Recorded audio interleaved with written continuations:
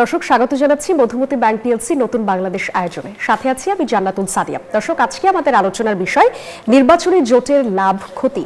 এ নিয়ে আলোচনার জন্য আমাদের সঙ্গে উপস্থিত আছেন শরীফুজ্জামান শরীফ, সাবেক ছাত্রনেতা ও রাজনীতি বিশ্লেষক। আপনাকে স্বাগত জানাচ্ছি। দর্শক, একটু জানিয়ে রাখি, আমাদের সঙ্গে আরো দুজন যুক্ত হওয়ার কথা ছিলেন, কিন্তু তারা হয়তো শেষ মুহূর্তে কিছুতে আটকে পড়েছেন।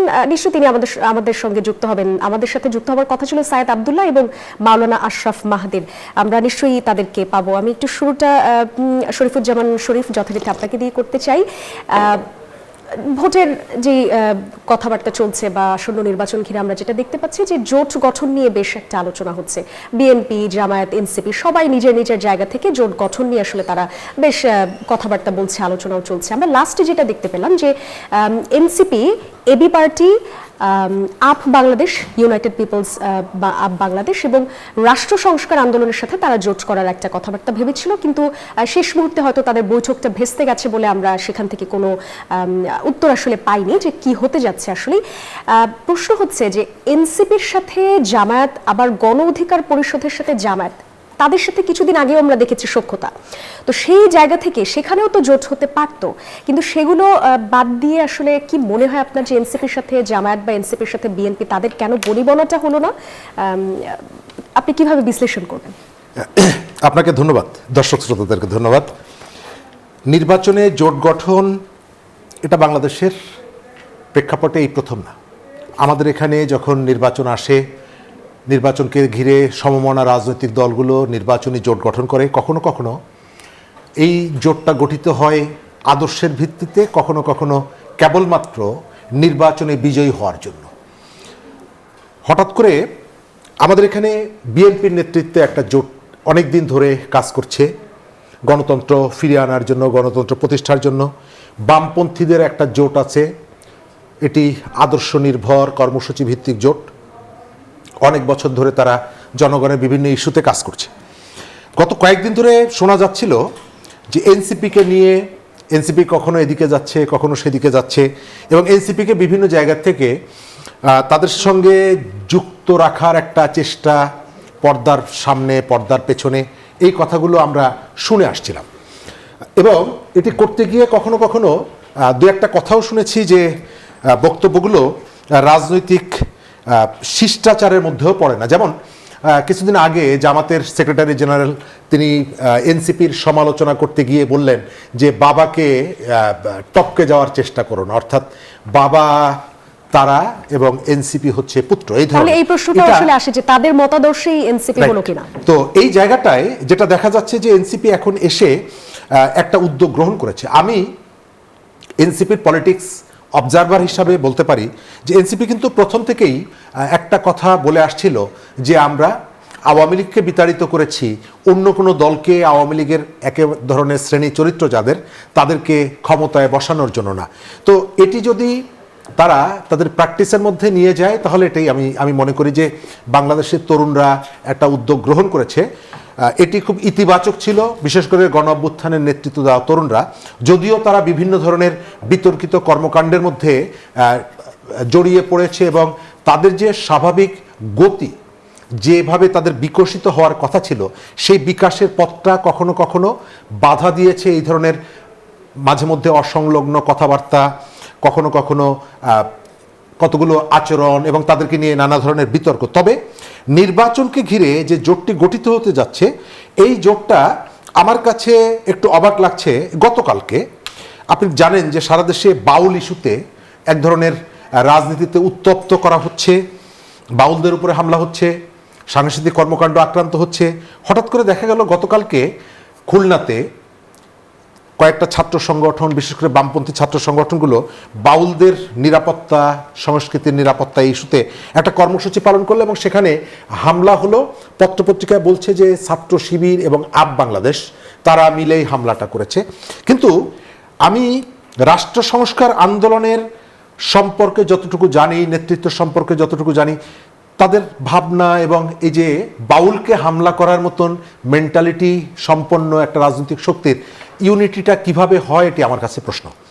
দ্বিতীয় জায়গাটি হচ্ছে নির্বাচনকে যতই কাছে আসবে ততই রাজনৈতিক আপনি যে ঘটনাটি বলছিলেন আমি সেখানে আরেকটু অ্যাড করতে চাই। বাউলের যে প্রসঙ্গটা আসলো সেখানে এনসিপি কে আমরা দেখলাম যে বাউলের আটকের ঘটনায় তারা প্রেস রিলিজ দিয়েছে, আবার তারা সোশ্যাল মিডিয়াতে এটাও এসছে যে পাল্টা একটা প্রেস রিলিজও এসছে ধর্ম অবমাননার বিপক্ষে। মানে তাদের অনেকগুলো বিষয় আসলে সাংঘর্ষিক মনে হয় কিনা? আমি শুরুতে আপনাকে বললাম যে স্ববিরোধী কথাবার্তা, সময়ের সঙ্গে সঙ্গে অবস্থান পরিবর্তন করা। তবে আমি আমার জায়গা থেকে স্পষ্ট করে বলি, স্বাধীনতা মানে যা খুশি তাই করার নাম স্বাধীনতা না, যা খুশি তাই করতে না পারার নাম স্বাধীনতা। আপনাকে অবশ্যই সংস্কৃতিকে, ঐতিহ্যকে, মুক্তিযুদ্ধকে, শহীদকে, মুক্তিযোদ্ধাদেরকে রেসপেক্ট আপনি যেভাবে করবেন, একই সঙ্গে আপনার এমন কোনো আচরণ করা উচিত হবে না আপনার মুক্ত বুদ্ধি চর্চা করতে গিয়ে অন্যের মনে মানে একটা বিরাট সংখ্যক মানুষের মনের মধ্যে আপনি তাদের যে অনুভূতিকে আমি অবশ্যই রেসপেক্ট করি। আপনি যা খুশি তাই করতে পারবেন না, আপনার আচরণের মধ্যে সেটি আপনি শিল্পী হন, আপনি সাংস্কৃতিক কর্মী হন, এই জায়গাটা অবশ্যই আমাদের খেয়াল রাখা দরকার।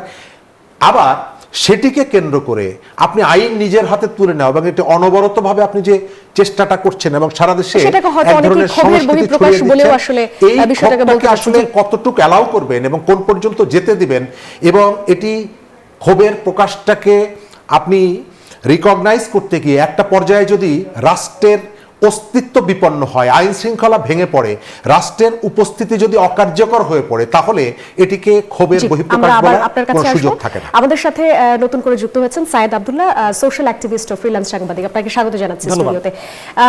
আপনার কাছে জানতে চাই, আমরা আসলে আজকে বিষয়ে কথা বলছিলাম যে নির্বাচনী জোটের লাভ ক্ষতি, সেখানে এনসিপির যে লাস্ট জোট নিয়ে হবে কি হবে না এরকম একটা দোদুল্যমান অবস্থায় তারা আছে। আপনার কাছে জানতে চাই যে এনসিপি যদি নতুন রাজনৈতিক জোট সেটা যার সঙ্গে হোক নিয়ে আসে, সেই ক্ষেত্রে ভোটের মাঠে বিএনপি জামায়াতের সাথে তাদের একটা ত্রিমুখী প্রতিযোগিতা হতে পারে কিনা, এরকম কিছু মনে করেন কিনা? ধন্যবাদ আপনাকে, নিউজ 24 দর্শকদেরকে, আমার সম্মানিত সহ আলোচক যিনি আছেন ভাইয়াকেও।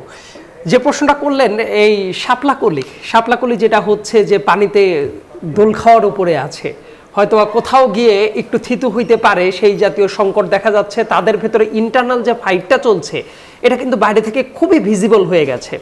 আমি খুব সচেতনভাবেই ইন্টারনাল ফাইট শব্দটা ব্যবহার করেছি।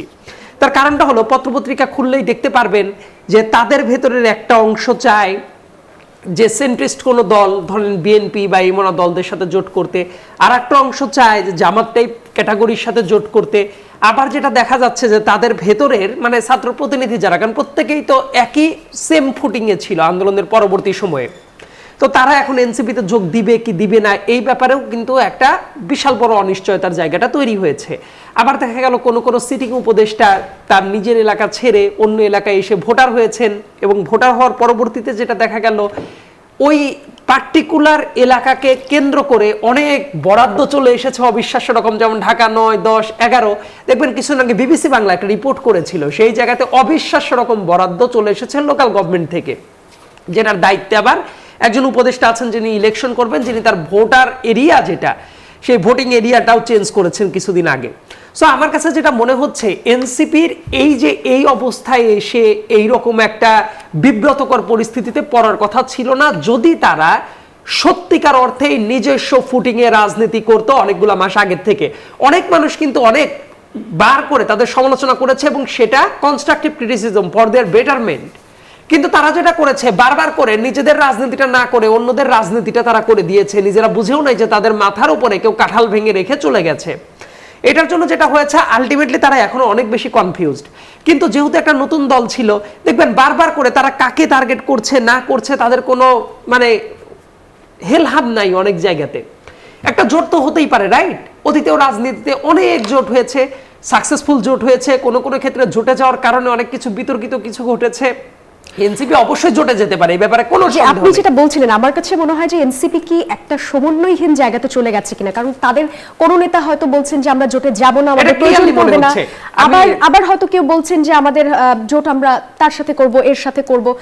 এই জায়গাগুলো থেকে এনসিপির আসলে রাজনৈতিক যে কর্মকাণ্ড, সেখানে নির্বাচনে ঠিক আগ দিয়ে এসেও কোনোভাবে সমন্বয়হীন মনে হয় কিনা? কোনোভাবে সমন্বয়হীন মনে হয় ব্যাপারটা এরকম না। আমি একদম সুস্পষ্টভাবে বলছি, অত্যন্ত সমন্বয়হীনতা তাদের ভিতরে দেখা যাচ্ছে। আরেকটা বিষয় বরং হচ্ছে এই জোটটা তাদের অনেক আগের থেকে ডিসিশনটা নিয়ে দেওয়া দরকার ছিল, কিন্তু তারা তো বারবার করে যেটা করেছে, তারা কোন পথে আগাতে চাই এটা ক্লিয়ার করতে পারে নাই। রেদার যেটা করেছে, বিভিন্ন মানুষ বিভিন্ন ভেস্টেড ইন্টারেস্টটা খুঁজতে গিয়েছে। এই কারণে ইলেকশনের 2 মাস আগে এসেও তারা কোন জোটে যাবে না যাবে, অমুকের সাথে যাব কি যাব না, এই যে যাব কি যাব নার ভেতরে এসে আটকে যাওয়া, এটা কিন্তু জাতির কাছে তাদের যে একটা মানে আশা ভরসা প্রত্যাশার জায়গাটা ছিল, একটা হটকারিতায় রূপ নিয়ে জি, নিচ্ছে। আমরা এনসিপির নেতার কাছ থেকে হয়তো উত্তরটা নিব। আমরা একটা বিরতি নিয়ে আসছি। দর্শক দেখছেন মধুমতি ব্যাংক পিএলসি নতুন বাংলাদেশ। একটা বিরতি নিয়ে ফিরছি আবারও। বিরতির পর আবারও স্বাগত জানাচ্ছি মধুমতি ব্যাংক পিএলসি নতুন বাংলাদেশ আয়োজনে। দর্শক, আজকে আমাদের আলোচনার বিষয়ে নির্বাচনী জোটের লাভ ক্ষতি। আমাদের সঙ্গে নতুন করে যুক্ত হয়েছেন মাওলানা আশরাফ মাহদি, যুগ্ম আহ্বায়ক এনসিপি। স্বাগত জানাচ্ছি আপনাকে। আপনাকে প্রশ্ন দিয়ে শুরু করতে চাই এইবারের পর্ব, যে শুরুতে বিএনপির সাথে আপনাদের জোট করার একটা বেশ কথাবার্তা হয়েছিল বেশ কিছুদিন আগে। তারপরে বিএনপি নেতাদের কাছ থেকে সেটা আভাসও পাওয়া গেল, যদিও পরে সেটা এনসিপি নাকচ করেছে। এরপর আমরা দেখলাম গণ অধিকার পরিষদের সাথে এনসিপির একটা জোট হতে পারে, এরকম বেশ কিছু খবর, আমরা গুঞ্জন বলি যাই বলি, সেটা শোনা গেছে। তারপর ওই বিষয়টাও চাপা পড়ে গেল। সবশেষ আপনাদের যেটা শোনা যাচ্ছে যে এবি পার্টি আপ বাংলাদেশ রাষ্ট্র সংস্কার আন্দোলনের সাথে আপনারা জোট করবেন। আপনাদের কখনো কোনো নেতা বলেন যে আমরা 300 আসনে প্রার্থী দিচ্ছি, কখনো কোনো নেতা বলেন যে আমরা জোটে যাচ্ছি। আসলে এনসিপি কি করছে? এনসিপি কি কারোর সাথে জোটে যাওয়ার কথা ভাবছে? গেলে সেই পাল্লাটা কোন দিকে? ধন্যবাদ। জোটের বিষয়ে তো আমাদের অবস্থান শুরু থেকে স্পষ্ট। আমরা এটাকে কোনো নির্বাচনী সমঝোতা অথবা অন্য কারোর সাথে আসন নেগোসিয়েশনের মাধ্যমে ক্ষমতার ভাগ বাটোয়ারা নেওয়া, আমরা জোটটাকে এই জায়গা থেকে কখনোই দেখি নাই। এই কারণে আমরা প্রত্যেকবার বলেছি যে জোট যদি হতে হয় তাহলে সেটা সংস্কার কেন্দ্রিক জোট হতে হবে।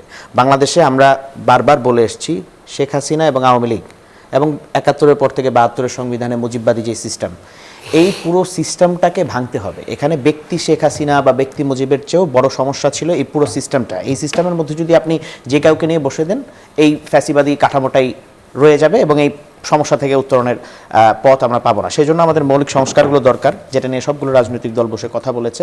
এবং আমরা জোটের জায়গাতেও এটাকেই প্রাধান্য দিচ্ছি যে জোট যদি কারোর সাথে করতে হয় তাহলে সংস্কারের ক্ষেত্রে দেশের গণতান্ত্রিক উত্তরণ এবং দেশের রাষ্ট্রীয় প্রতিষ্ঠান, সাংবিধানিক প্রতিষ্ঠানগুলোকে শক্তিশালী করার জন্য, জবাবদিহিতার আওতায় ক্ষমতাকে আনার জন্য, নাগরিকদের জন্য, দেশকে সমৃদ্ধ করার জন্য, বিনির্মাণ করার জন্য, যে জায়গাগুলোতে আসলে আপোষহীনভাবে লড়াই চালিয়ে যেতে হয়, সংগ্রামের মাধ্যমে দেশকে একটা জায়গায় নিয়ে যেতে হয়, সেই লড়াইয়ে আমাদের যারা অংশীদার হবে আমরা তাদের সাথে জোট করতে রাজি আছি। আপনাদের কাছে মনে হচ্ছে অন্য দলগুলো এতে অংশীদার হবে না? মানে এখন আপনারা যাদেরকে নিয়ে জোট করতে চাচ্ছেন তারা এই অংশীদার সংস্কার প্রশ্নে আসলে আপনি যে প্রশ্নটা প্রথমে করলেন যে বিএনপির সাথে আমাদের জোটের বিষয়টা, আমরা কিন্তু অফিসিয়ালি কখনোই এই কথাটা বলি নাই যে বিএনপির সাথে আমাদের জোট হবে। এটা মানে রাজনৈতিক একটা সৌহার্দ্য যে সবগুলো দলের সাথে আমরা আলোচনা করছি, এটা একটা ধারাবাহিক মিটিংয়ের অংশ হিসেবে আমরা জামাতের সাথেও বসেছি, বিএনপির সাথেও বসেছি, কিন্তু কারোর সাথে নির্বাচনী জোট হবে এ ধরনের কোনো আলোচনা এখন পর্যন্ত আমরা করি নাই। মিডিয়ার সামনে এখন পর্যন্ত সর্বশেষ আমাদের সংবাদ সম্মেলনে আমাদের আহ্বায়ক যে কথাটা বলেছেন যে আমরা 300 আসনে প্রার্থী দেওয়ার মতো প্রস্তুতি নিয়ে আগাচ্ছি। এবং আপনার জানা থাকবার কথা, সর্বশেষ আমরা যে আবু সাইদ কনভেনশন হলে আমাদের সারা দেশ থেকে আগত প্রার্থীদের মনোনয়ন নিলাম, যারা মনোনয়ন প্রত্যাশী তাদের সাক্ষাৎকার নিলাম, তাদের মধ্যে মানে প্রত্যেকটা উপজেলা থেকে একাধিক, আমি যদি গড়ে বলি যে 3 থেকে 5 জন পর্যন্ত আমাদের স্ট্রং ক্যান্ডিডেট আমরা পেয়েছি। এবং তাদের সবাই যে বিএনপির মনোনয়ন বঞ্চিত এমন না, বিষয়টা দীর্ঘ একটা সময় অন্য রাজনীতির সাথে ছিল এবং এলাকায় তার একটা ভালো অবস্থান আছে, সে স্বতন্ত্র নির্বাচন করে আগে একটা ভালো অবস্থানে এসছে। এ ধরনের বহু দেশকে নিয়ে স্বপ্ন দেখা লোকজন, নেতাকর্মীরা বা বিভিন্ন দলের বিভিন্ন রাজনৈতিক ব্যাকগ্রাউন্ডের লোকরা কিন্তু আমাদের সাথে যুক্ত হওয়ার আগ্রহ দেখিয়েছে, নতুন বাংলাদেশ বিনির্মাণে আমাদের সহযাত্রী হওয়ার আগ্রহ দেখিয়েছে। তো সেই জায়গা থেকে 300 আসনে প্রার্থী দেওয়ার যে আলাপটা আমরা সামনে এসেছি, এটা সম্পূর্ণ বাস্তবসম্মত একটা আলোচনা এবং আমরা আসলে পুরো বিষয়টাকে অ্যাসেসমেন্টের মধ্যে নিয়ে দেখেছি যে সেই সক্ষমতা আমাদের অলরেডি হয়ে গেছে। বিষয়টা কি এরকম হবে পরে যে আপনারা আসলে এখন জোটের আলোচনা করছেন কিন্তু পরে ঠিকই একাই আসলে নির্বাচনে চলে যাবেন, এরকমটা হবে? জোটের আলোচনা তো আমরা আসলে আসন কেন্দ্রিক কোনো জোটের আলোচনা যে করি নাই, সেটা সর্বশেষ যে জোটের আলোচনা সেটা থেকে আপনি বুঝবেন। দেখেন, এখানে এবি পার্টি গণসংস্কার আন্দোলন ছিল, বৈঠক হওয়ার কথা ছিল, সেটা খুব সম্ভবত ভেস্তে গেছে, সেটা কেন? আজকে বৈঠক হওয়ার কথা ছিল না, আজকে আমাদের জোটের বিষয়ে একটা আলোচনা মিডিয়ার পক্ষ থেকে সামনে এসেছিল, কিন্তু আমাদের জায়গা থেকে যে মিটিংগুলো হয়েছে, আমাদের পলিটিক্যাল কাউন্সিল এবং আমাদের ইসির মিটিং যেগুলো হয়েছে, সেখানে কখনোই আমরা বলি নাই যে আজকে আমরা জোট ঘোষণা করব। সেটা আসলে মিডিয়ায় অনেক সময় অনেক পারসেপশন তৈরি করা হয়, কিছু সত্য অর্ধসত্য কিছু সংবাদ মিলিয়ে একটা সংবাদ পরিবেশন করা হয়। সেই জায়গা থেকে আসলে কতটুকু বাস্তবসম্মত সেটা যাচাই বাছাই করা প্রয়োজন, কিন্তু আমাদের জায়গা থেকে আমরা কখনোই বলি নাই যে আমরা আজকে কোনো জোট ঘোষণা করব। হ্যাঁ, একটা আলোচনা হচ্ছিল, এবং সেই আলোচনাটা যদি আপনি খেয়াল করেন, এখানে কিন্তু এবি পার্টি এবং রাষ্ট্র সংস্কার আন্দোলনের সাথে জোট করার মাধ্যমে আমাদের নির্বাচনে এবং ইলেকটোরাল পলিটিক্সে যে খুব বেশি ফায়দা হবে এবং আসনে যে আমরা খুব বেশি এগিয়ে যাব, ব্যাপারটা কিন্তু এরকম না। অতএব আমরা যে কথাটা শুরু থেকে বলে আসছি যে সংস্কার কেন্দ্রিক একটা আলোচনা, আসলে গণ অভ্যুত্থান পরবর্তী আলোচনাটা তো সেই জায়গায় থাকা দরকার ছিল যে বাংলাদেশে সংস্কারটা কোন পথে হবে, গণতান্ত্রিক উত্তরণটা কিভাবে হবে, সেই জায়গা থেকে আপনাদের সেই সাথে জায়গা মতের থেকে মিল আমাদের হয়েছে জোটের চিন্তাটা আসছে। আমরা কোনো ইলেকটোরাল পলিটিক্স কেন্দ্রিক চিন্তা বা ক্ষমতার ভাগবাটোয়ারার চিন্তা এগুলো নিয়ে আসলে খুব যে বেশি এগুলো নিয়ে গুরুত্ব দিচ্ছি এনসিপি না। আগায়নি। জি, আবার আপনার কাছে আসবো, এবার চলে যেতে চাই শরীফুজ্জামান শরীফ আপনার কাছে। এনসিপি নিয়ে যে বিশ্লেষণগুলো আসলে দেয়া হচ্ছিল বা যা হচ্ছে সেটি শুনছিলেন আপনিও, আপনার কাছ থেকে একটু বিশ্লেষণ শুনতে চাই যে দুটি জায়গা থেকে, মূলত যে ভোটের মাঠে যদি এনসিপি এখন যাদের সাথে আলোচনা করছে তাদের সাথে না গিয়ে বিএনপির সঙ্গে যেত, তাহলে পজিটিভ নেগেটিভ কি হতো, অথবা এখন যাদের সাথে যাচ্ছে, অথবা যদি আরো চেঞ্জ করতে চাই সেক্ষেত্রে তখন গেলে পরে ভোটের মাঠে কেমন সেটা প্রভাব পড়তে পারে? ধন্যবাদ। প্রথম পার্টটার সঙ্গে বাংলাদেশের ভোটারদের মনস্তত্ত্বের একটা সম্পর্ক আছে। আমাদের পাশের দেশ ভারতে অরবিন্দ কেজরিওয়াল তিনি ঝাড়ু মার্কা নিয়ে মাঠে নেমেছিলেন এবং একটা সময়ে তিনি ভারতের খুব গুরুত্বপূর্ণ দুটি স্টেটের তার সরকার ক্ষমতায় বসেছে। আমাদের এখানে ঝাড়ু মার্কা নিয়ে যদি আমি প্রার্থী হই, প্রচারণায় যাই, সম্ভবত ভোটাররা আমাদেরকে তাড়া করবে যে পাগল হয়ে গেছে। আমি মনস্তত্ত্বটা বোঝানোর জন্য, নতুনকে গ্রহণ করার যে মেন্টালিটি, এই জায়গাটায় সম্ভবত আমরা অনেকটা পিছিয়ে আছি, এবং এটি আমার প্র্যাকটিক্যাল এক্সপেরিয়েন্স থেকেই বলছি। ভোটের মাঠ আর ঢাকা শহরের সোশ্যাল মিডিয়া, ইউটিউব, প্রেস ক্লাবের সামনে বিভিন্ন টেলিভিশন স্ক্রিন, এর মধ্যে একটা পার্থক্য আছে। আমরা কখনো কখনো মানে সেই জায়গা থেকে এনসিপি কি তাদের রাজনৈতিক অবস্থানটা শক্ত করতে সেভাবে পারেনি?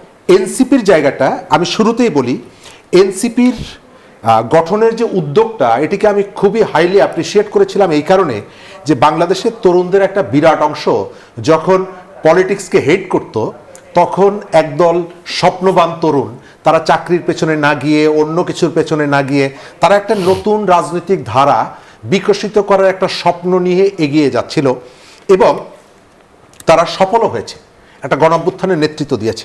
কিন্তু পরবর্তীকালে এনসিপি তার যে কন্টিনিউশনটা ধরে রাখতে পারেনি। তার একটা প্রধানতম কারণ হচ্ছে আমার কাছে যে এনসিপি তার পলিটিক্যাল যে টার্গেটটা সেটা ঠিক করতে পারেনি, এবং এনসিপির রাজনীতি এখন যে জায়গাটা এসে দাঁড়িয়েছে, আপনি যদি আমাকে জিজ্ঞেস করেন যে এনসিপির যদি বিকাশ থেমে যায় আপনি কি খুশি হবেন? না, আমি খুশি হব না, আমি কষ্ট পাবো। তবে আমি কখনো কখনো মনে করব যে এটি তাদের সিদ্ধান্তহীনতার কারণে এই ধরনের একটা পরিস্থিতি। বাংলাদেশের তরুণদের একটা বিরাট অংশ এখন পর্যন্ত এই যে পরিবর্তনে ভূমিকা রেখেছে, আপনি বিশ্ববিদ্যালয়ের ছাত্র সংসদগুলো যদি দেখেন, এনসিপি যারা সামনে নেতৃত্ব দিল তাদের কিন্তু ছাত্রদের কাছে সেই গ্রহণযোগ্যতাটা এখন কিন্তু অনেকটা ফিকে হয়ে এসেছে। আবার সরকারের মধ্যে আমরা এর আগে যে আব্দুল্লাহ যেটা বলল যে জুলাইয়ের অভ্যুত্থানটার বেসিক জায়গাটা কি ছিল? বৈষম্যের বিরুদ্ধে। এবং এই জুলাই অভ্যুত্থানের পোস্টার বয় হিসাবে আমি ট্রিট করব তিনজনকে যারা সরকারে গিয়েছিলেন: সজীব ভুইয়া, নাহিদ ইসলাম, মাহফুজ আলম। নাহিদ ইসলাম অল্প বয়সের একজন তরুণ, মন্ত্রিত্ব ত্যাগ করে রাজনীতিকে ভালোবেসে এগিয়ে এসেছেন, তাকে স্যালুট করি। কিন্তু এখন আমি ওই যে বাকি পোস্টার বয় যাদেরকে দেখছি, কেন তাদের বিরুদ্ধে এই অভিযোগটা উঠছে মাত্র 1 বছরের মাথায় যে তিনি ভোটকে সামনে রেখে এবং নিজের একটা সুবিধা গ্রহণের জন্য সারা দেশের মানুষের তিনি উপদেষ্টা হওয়ার পরেও সবথেকে গুরুত্বপূর্ণ লোকাল ডেভেলপমেন্ট সহ ইনফ্রাস্ট্রাকচারাল ডেভেলপমেন্টের ক্ষেত্রে গুরুত্বপূর্ণ মন্ত্রণালয়ে তিনি দায়িত্বে, তিনি অন্য কোনো জায়গার দিকে নজর দিচ্ছেন না। তিনি যেখানে ভোট করবেন কেবল সেই জায়গাটায়। আপনি বৈষম্য বিরোধী যে মুভমেন্টটা করলেন, সেই মুভমেন্টে আপনি ছুরি মেরে দিচ্ছেন না। তাহলে আপনার এই যে 1 বছরের মধ্যে এই যে অধপতন, স্খলন, এই জায়গাটা কোনো না কোনোভাবে এনসিপির কাছে চলে যাচ্ছে। কেন?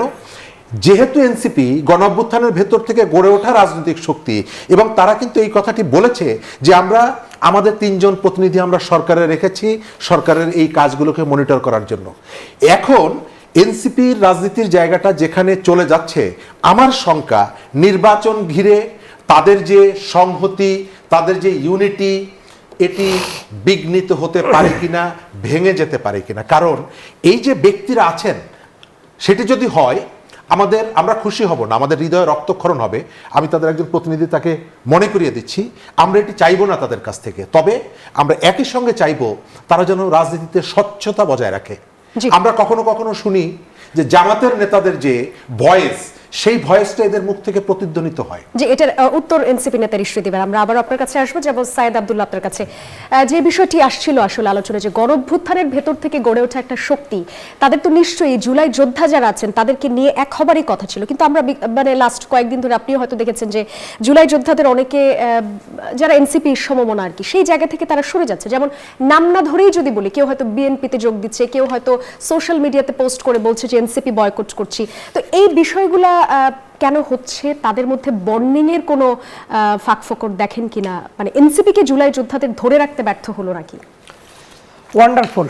এই যে প্রশ্নটা করলেন, এটার ভেতরে না অনেকগুলো উত্তর আমাকে দিতেই হবে, একটু সময় দিবেন আশা করি। সবার আগে আমি বলি, জুলাই যোদ্ধা নামের যে টার্মটা তৈরি করেছেন, এই টাইপ টার্মটা আপাত দৃষ্টিতে আহত কারা হয়েছে, অমুক কারা হয়েছে, তমুক কারা হয়েছে, আমার মনে হয় যে সেই পার্সপেক্টিভ থেকে যদি আমি চিন্তা করি পারফেক্টলি ফাইন। কিন্তু আপনি যদি এটাকে পলিটিক্সের দিকে যদি চিন্তা করেন, ইটস হ্যাভিলি প্রবলেমেটিক। কেন প্রবলেমেটিক? কারণ 1971 সালের পরে আমাদের মহান মুক্তিযুদ্ধ আমাদের জাতীয় জীবনের সবচেয়ে গৌরবোজ্জ্বল অধ্যায়, কোনো সন্দেহ নাই। কিন্তু তারপরে ওইটা একটাকে ব্যবহার করে রাজনীতি করতে গিয়ে আওয়ামী লীগ যেটা করেছে, পুরো মুক্তিযুদ্ধের চেতনা ইন্ডাস্ট্রিকে মনে করেছে এটা তার ইন্ডাস্ট্রি। এই কারণে আলটিমেটলি এই ব্যাপারটা ব্যাকফায়ার করেছে অনেক জায়গাতে। সো আমি কখনোই চাই না যে এই টাইপ আর একটা চেতনা ইন্ডাস্ট্রি গড়ে উঠুক, যে চেতনা ইন্ডাস্ট্রি আর একটা রাজনৈতিক দর্শন না, জাস্ট একটা মেকি দর্শন তৈরি করে দিক। এটা দেশের জাতির জন্য খুবই বিপজ্জনক, এনসিপির নিজের জন্য খুবই বিপজ্জনক।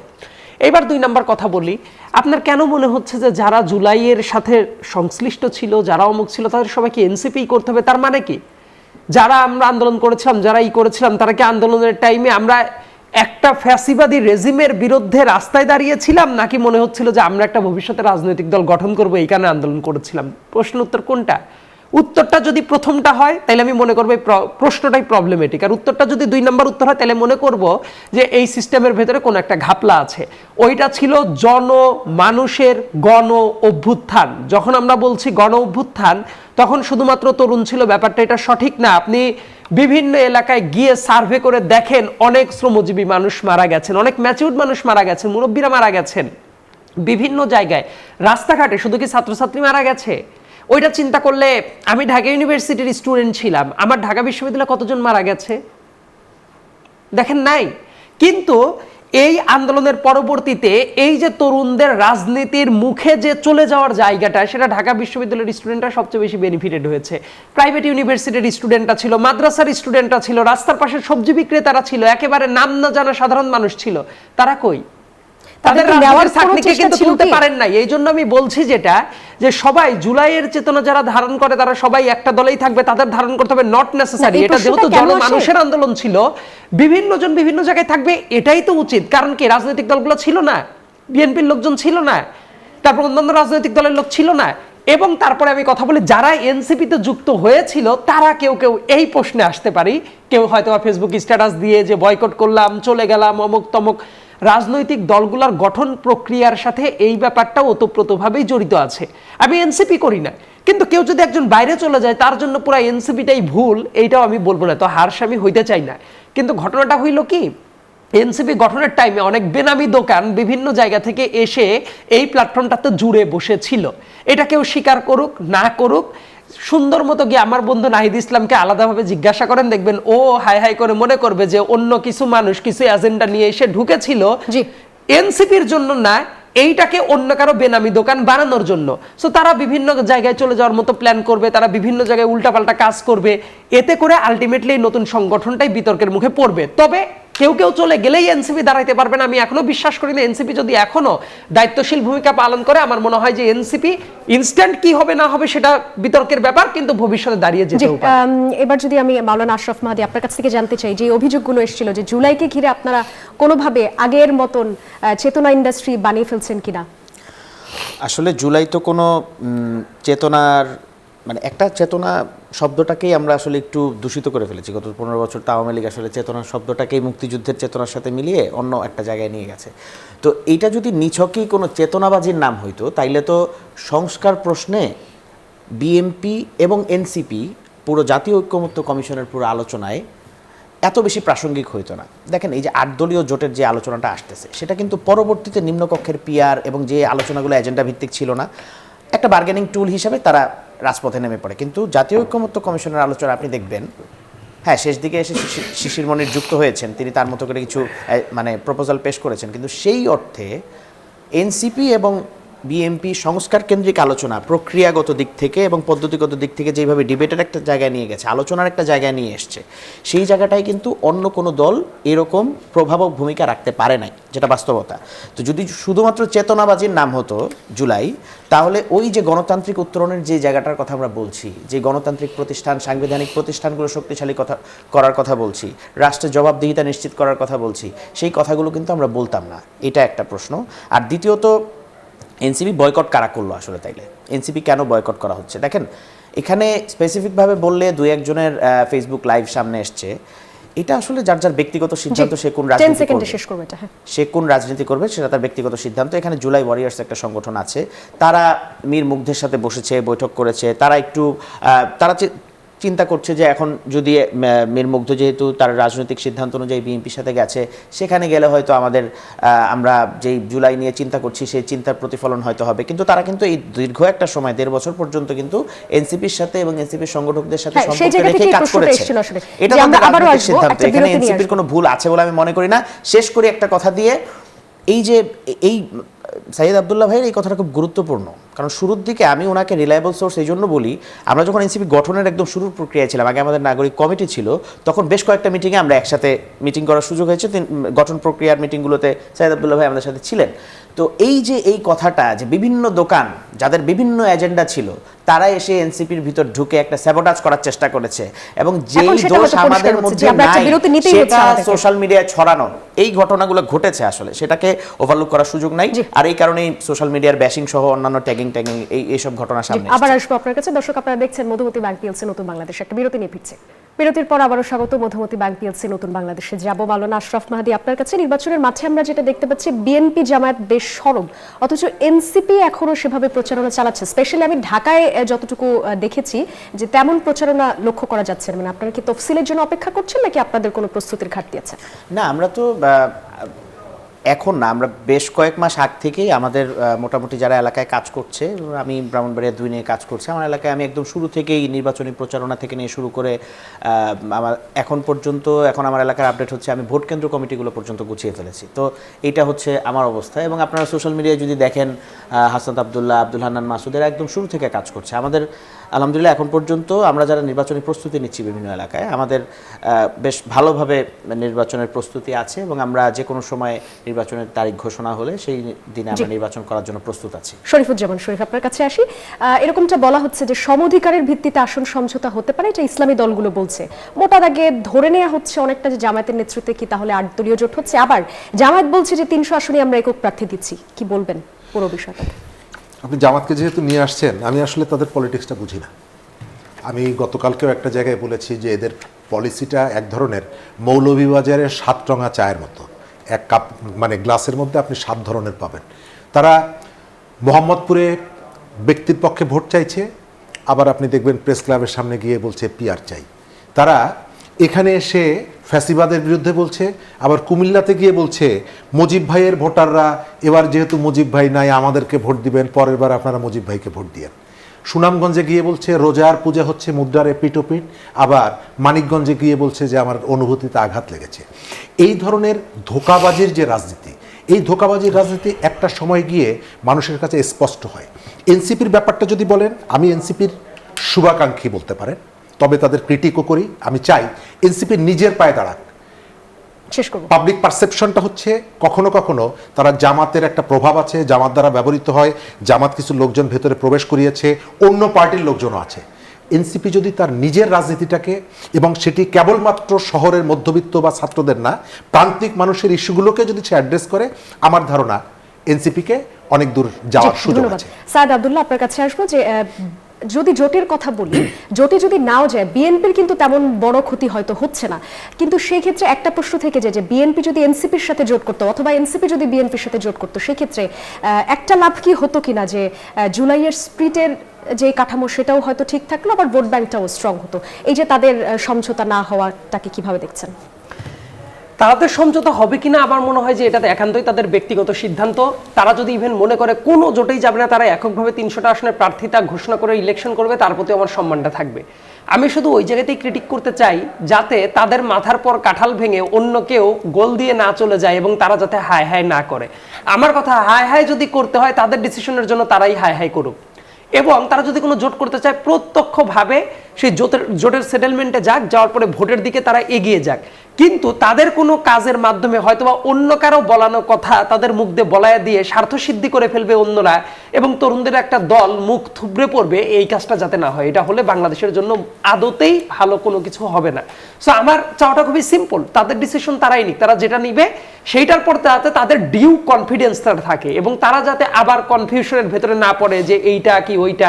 ভাই, আপনি যে কোনো এক পাশে চলে আসেন এবং তার কাজ করেন। আপনি যদি মনে করেন কোনো দিকেই যাবেন না, স্ট্রেট ফরওয়ার্ড দাঁড়ায় থাকেন, নিজের সিদ্ধান্ত নিজে। আরেকটা প্রশ্ন করতে চাই, ছোট্ট করে উত্তর দেব, যে বিএনপি জোট সঙ্গীদের জন্য যে আসনগুলো রেখে দিয়েছে, সেখানে আবার দেখা যাচ্ছে কোথাও কোথাও সেখানকার যে স্থানীয় প্রার্থীরা আছেন বা চেয়েছিলেন যে আমরা মনোনয়ন পাবো, হয়তো তাদের মধ্যে এক ধরনের বেশ ক্ল্যাশ আমরা বিগত কিছুদিনে লক্ষ্য করতে পারছি। এই ক্ষেত্রে কি বিএনপি বেশি একটু চাপে আছে কিনা? বেশি চাপে বলবো না, তবে কিছু কিছু জায়গায় তো নেগোসিয়েশনের দরকার হচ্ছেই। এটা তো কন্টিনিউয়াস একটা প্রসেস, রাইট? এটা তো আপনি অঙ্কের মতো 2+2=4 মেলাতে পারবেন না। অনেক ক্ষেত্রে যেটা দেখা যাচ্ছে নেগোসিয়েশন করতে হচ্ছে, আবার সিস্টেমও বাধ্য করছে কিছু সিট ছাড় দিতে, আবার কিছু জায়গায় আছে সেই ব্যাপারটা রিকনসিডার করার দরকার হচ্ছে, কারণ সবকিছু মিলেই তো রাজনীতিটা, রাইট? এই জায়গাতে অবশ্যই কিছু কিছু জায়গায় সংকটটা তৈরি হচ্ছে, কিন্তু সেই সংকটটা সমাধানের জন্য উদ্যোগ নেওয়া হচ্ছে। আপনাদের তিনজনকে অসংখ্য ধন্যবাদ। দর্শক, এই ছিল মধুমতি ব্যাংক পিএলসি নতুন বাংলাদেশ আয়োজনে। এতক্ষণ যারা সঙ্গে ছিলেন তাদের সবাইকে অনেক ধন্যবাদ।